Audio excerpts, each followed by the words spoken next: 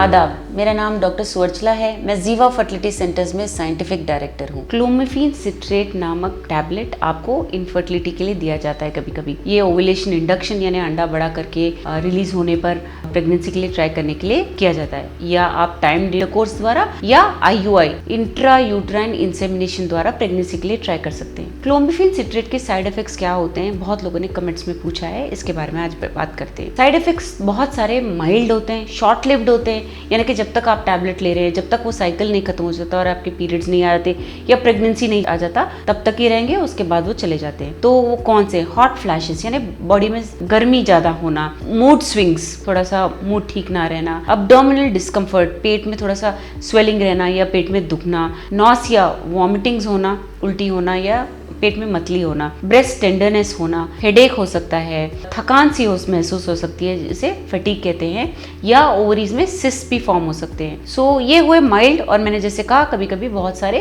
होते भी नहीं है, सारे सबको होने की जरूरत नहीं है और बहुत शॉर्ट लिव्ड हैं। थोड़े सिवियर साइड इफेक्ट्स भी होते हैं जिनके बारे में बात करना चाहिए। पहला है ओवेरियन हाइपर स्टिमुलेशन, यानी कि बहुत सारे अंडे बढ़ने लगते हैं इस मेडिकेशन द्वारा और आपको मल्टीपल प्रेगनेंसीज या हाइपर स्टिमुलेशन के साइड इफेक्ट्स भी होने लगेंगे। दूसरा है विजन ब्लरीनेस, यानी कि आपकी जो नज़र है वो थोड़ा सा ब्लर हो जाना, यानी कि ठीक से ना दिखना। ये भी बहुत शॉर्ट लिव्ड हो सकता है, बट अगर बहुत ज़्यादा दिन है तो आपको डॉक्टर के पास ज़रूर जाना चाहिए।